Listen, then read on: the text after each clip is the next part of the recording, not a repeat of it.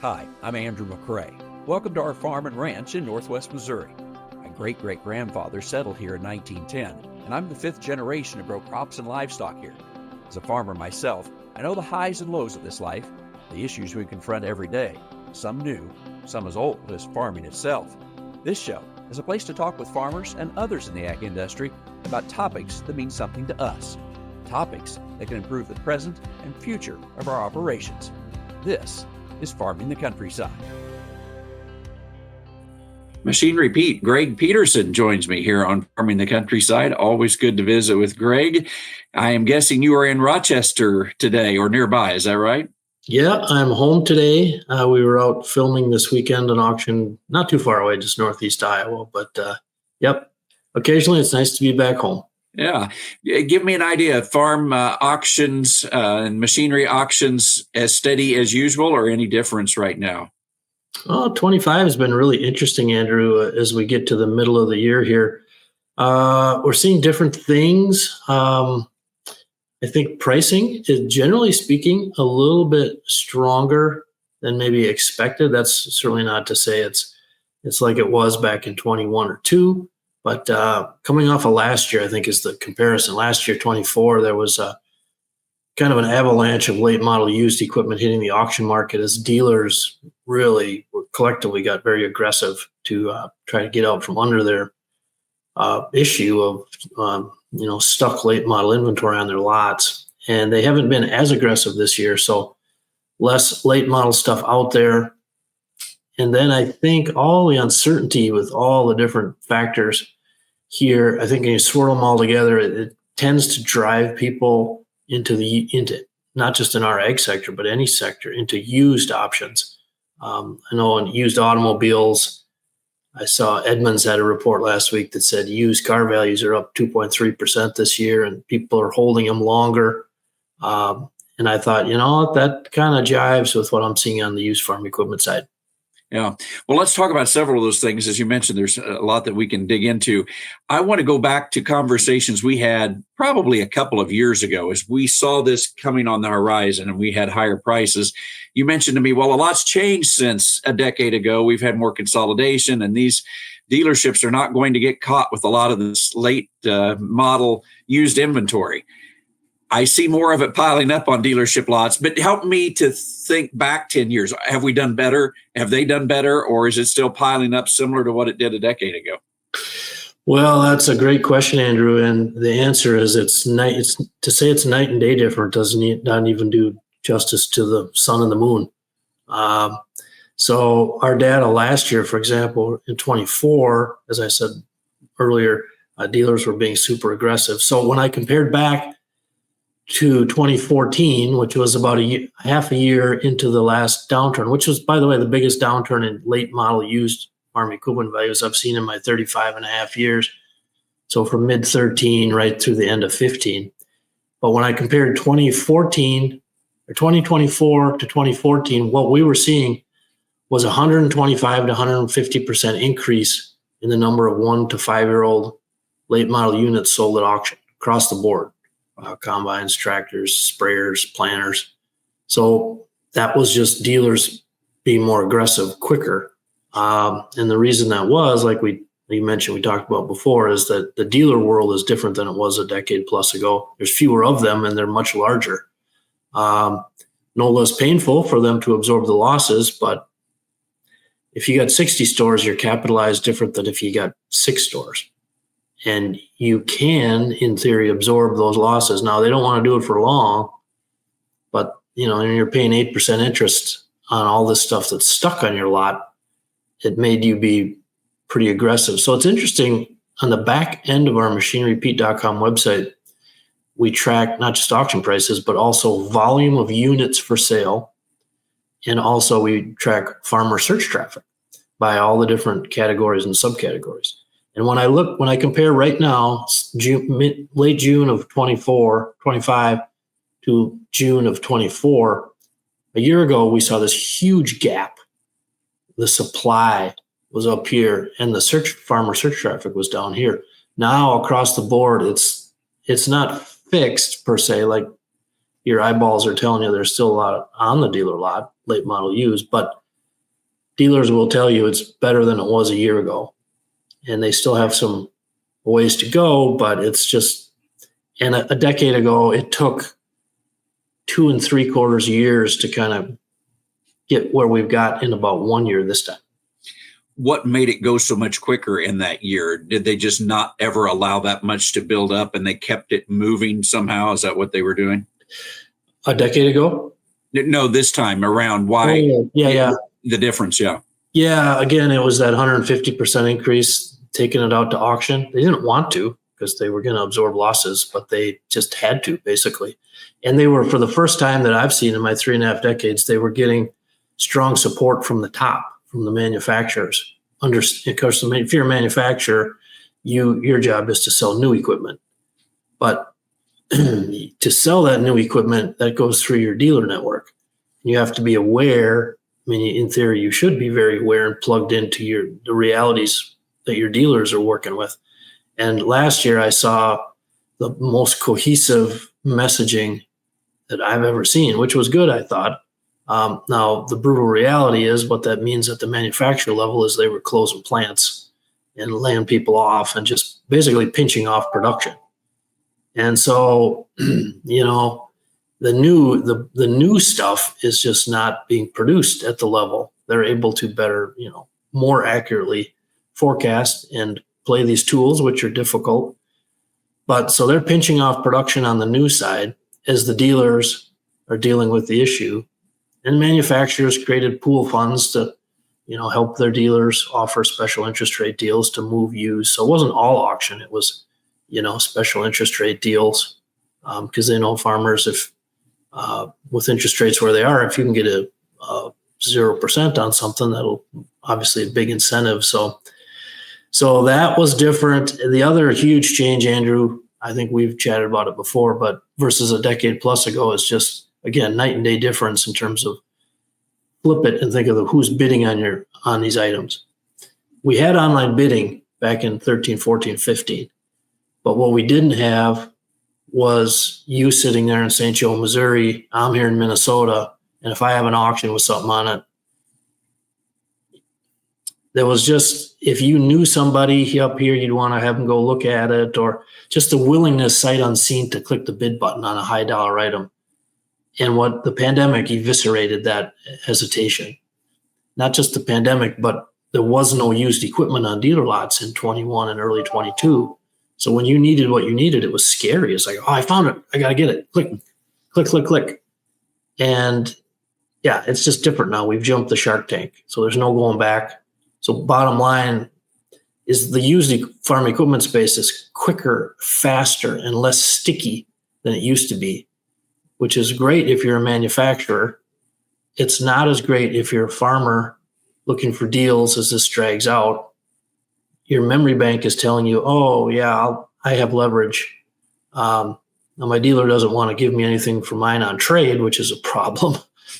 But, if my powder's dry and I can pay cash, I'm going to get a good deal on stuff. And now I started saying it back in January this year, like, on the farmer side, don't assume that it's going to take 3 years to clear this inventory because it's moving faster. So in other words, you don't think the farmer has as much leverage as the farmer may think they have in these deals. Is that right? Correct. And farmers are under tremendous pressure. And that's why, again, I've only done it like once before in my 35 years, Andrew, where I sort of, I don't want to say advised, because I don't want to tell farmers what to do. They, they're very smart business people. But I read the data flow and all our conversations. And early this year, I said, if you're able, I think 25 is going to be an advantageous time buy good condition, late model used equipment. And underneath that is the fact that maybe in 26 or 7, and no one knows the future, but I just think the system is so much faster than it was a decade ago. So a decade ago, it took, again, when used values started cratering, mid 13, they fell all the way to the end of 15. Then they kind of leveled off. So nobody wants to, buy a 2-year-old combine or tractor when values are cratering. It's like, well, if I wait 2 months, they'll be cheaper. And what we started to find here early in 25, surprisingly a little bit to me, is that the auction values were solidifying. Now the question is, will they hold?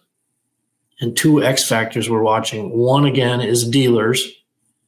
Usually when you hit June 1st, so you're in Missouri, I'm in Minnesota. If you just consider the whole northern half of the U.S., you'd say, okay, seeds in the ground. Now I'm a dealer. I'm going, okay, how are we sitting for our used inventory? What are our plans for the rest of 2025? A year ago, dealers collectively went, we got to take a huge number of combines and tractors and planters and sprayers out to auction. This year, it's not, it's way less, but it's the end of June. We'll see what July and August hold. The other X factor, I think, as we get closer to the end of 2025, unfortunately, there is increasing lending pressure. And I think that may dictate some more farm auctions hitting the space. And I think that might start to show up end of the year. We'll see. But if that was enough volume, of course, then that can affect, what prices are. So you mentioned that there could be more lending pressure. Do you feel like you are seeing more farm auctions now already? Well, I wouldn't say the volume is up, but because every auction has its own story, right? And sure. I'll just lay this out as a recent example. So we're talking on a Tuesday here, and Saturday there was a big auction we covered in Western Iowa. People will recognize it. It was by Iowa Machinery Man. I was in Mapleton, Iowa. Al Brun. Now, farm retirement sale is the verbiage, and of course we, there's realities there. I went out and visited with Al. Spent 2 hours at his kitchen table talking to him the week before the auction. It was a retirement sale, but it was a forced sale. Al had rented acres, 13,000 acres, built a great operation, scratched his way from the ground up, and it just, I think we're running into a deal where if you own the land and you're my age or older, you're able to absorb these difficult times, strong balance sheet basically. And it's just, if it's catching up quicker, unfortunately for younger farmers who haven't had time to build up the equity and the cushion, and or if you're renting high dollar acres, and as this stretches out and you're not making the profit, lenders, there's just getting to be more pressure there. And so I think, again, unless corn and beans go up a little bit here, I think that will probably continue to build. And then as next go around, as we get the crop in this year, and then you have a conversation about 26, I think there'll be, if nothing changes, there'll be even more pressure there. Right. You mentioned earlier that the manufacturers, of course, have cut back, and in some cases they've laid off, and so they aren't producing as much. Do you have an idea across the board, percentage-wise, how much we are down on the new machinery that we are producing right now from manufacturers? I should probably have that in my noggin, Andrew. I guess I don't in terms of volume. For example, I know in the last downturn, year 3 of the last downturn in 2015, there was so much new piled up that, one of the tools to release the pressure was leasing. So that's why I wrote at the time, 2015 was the year of the lease in the farm equipment market. Now we're not seeing that now because they just aren't producing as much. They're pinching it off. And I think over the past decade, the price of new, of course, it's gone up every year through all your listeners throughout their whole farming career and their fathers and grandfathers. It's always gone up, right? But the rate of increase since once the pandemic hit was like a rate we've never seen before. So you get to these points where it's like, holy cow, that new tractor combine, it costs what?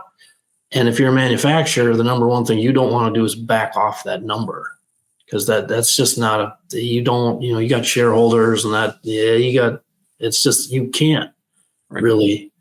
I mean, that's the last thing they ever want to do is back off that price. So you pull the levers you can to hold it where it is. And, I think that's what we're seeing right now. Right. Right. So as we look ahead to this year, I always ask you, are there places that are bright spots? Are there deal spots? What are you seeing out there? Is it pretty even across the board as far as what people are looking for, where the prices are at, what's strong, what's not? What are you seeing out there?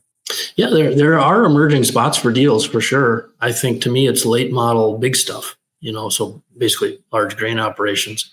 So, I mean, for example, Saturday we filmed an auction in Lime Springs, Iowa for the TV show. It was a small sale, unusual in that the guy had just incredible low-hour stuff, which of course drew us there with the cameras to record it. But it really encapsulates the current reality. So on the one hand, I've been writing about this, anything pre-def is generally strong because, again, people pushed into the used market. It doesn't cost as much. You can work on it.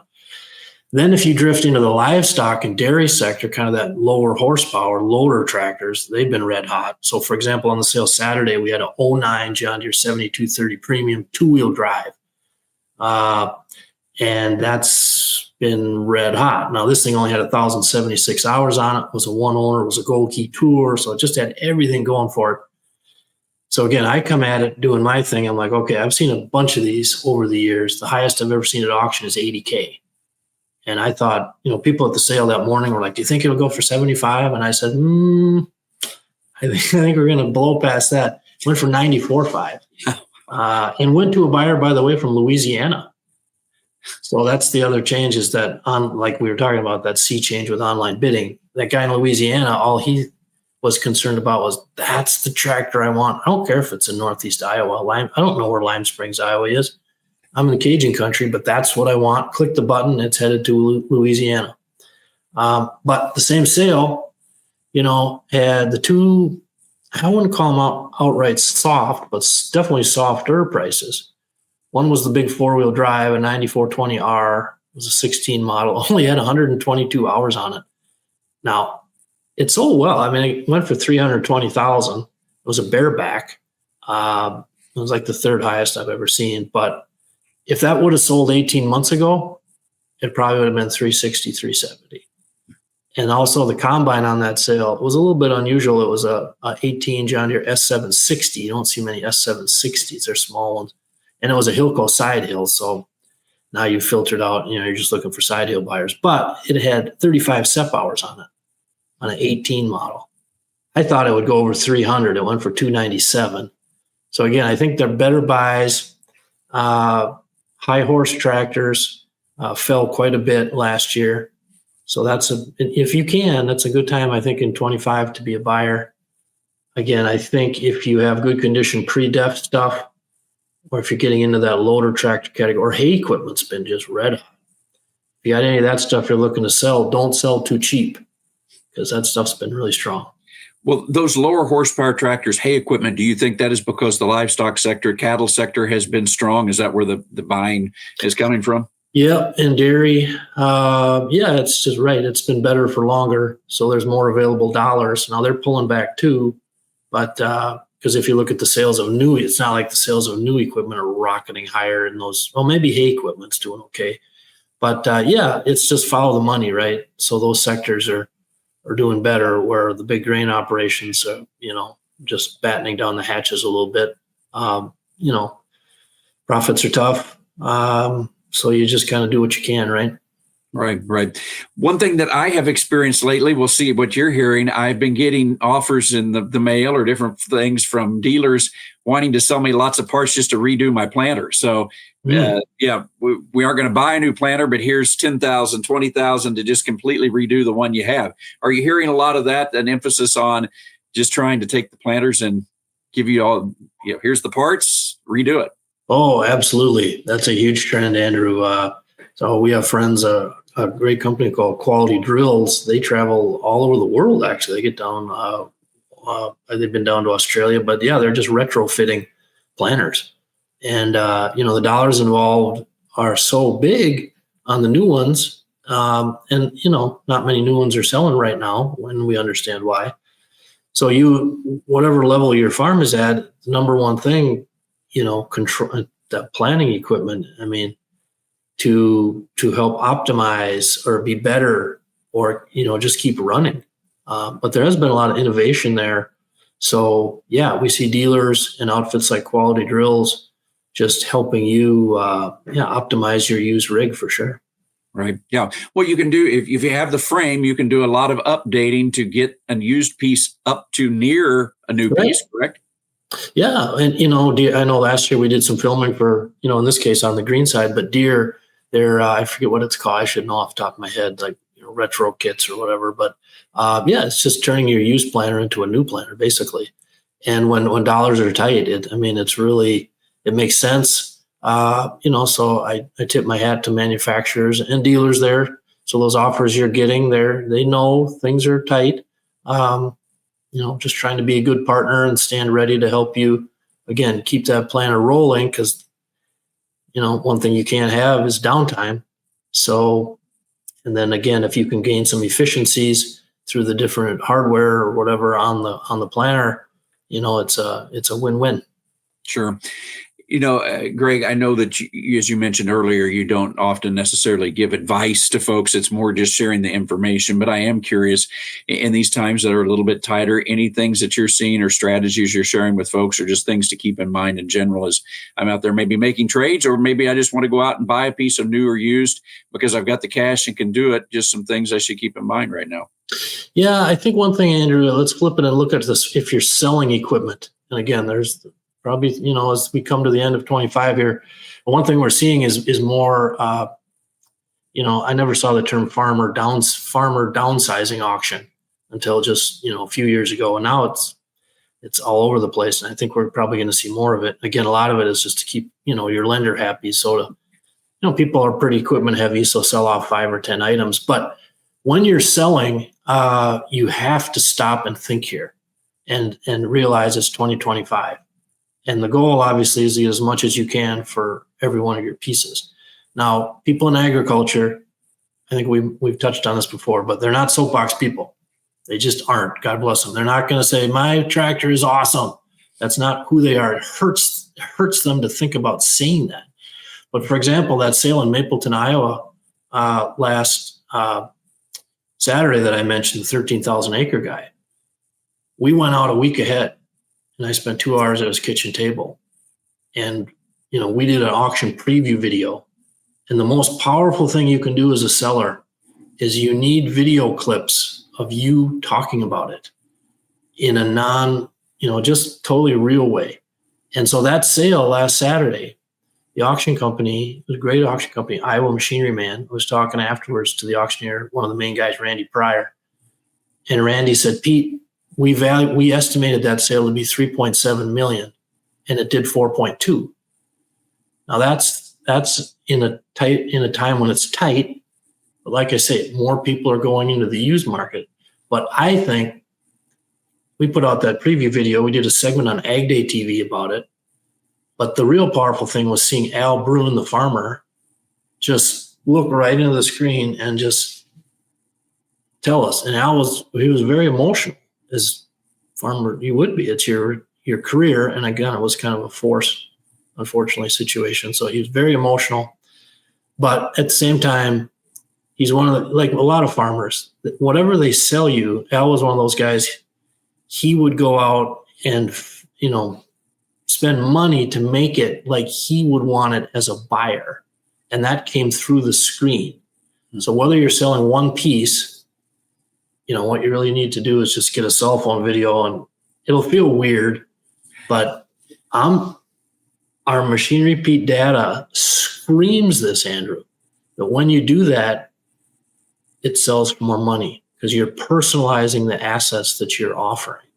And you're kind of, people look at it 5 states away, like that Louisiana guy that bought that 7230. The day before the auction, we did a preview video, and Joel Everett, the auctioneer, was standing there telling the whole thing about it. That pulls in the Louisiana guy. And if you're selling something, to not do this in this day and age is stupid. So we have to get over our Midwest humbleness and, again, sell it for more money. And that's our business, Machinery Pete. We're here to help, whether it's a for sale by owner situation. I've been asking people for 10 years, just get me a little video clip. And, or if it's an auction, just shoot me a little, hey, Andrew here. I got my sale coming up on next Friday. It's sort of like, the way I describe it is, the people, whatever screen they're watching on, like a laptop, an iPad, a cell phone, it's like you're grabbing them by the collar and you're pulling them through the screen. So now they're just having coffee with you or a beer. Hey, Andrew, tell me about your round baler. It sells for more money. Yeah. Good advice. Good advice. I know. And it's those things that aren't that hard to do, but we just need to do them. Make a difference. Well, and there hasn't been mechanisms. I mean, social media, some people are comfortable out on Facebook and stuff. But anyway, again, that's why we've tried to create bandwidth to tell these stories.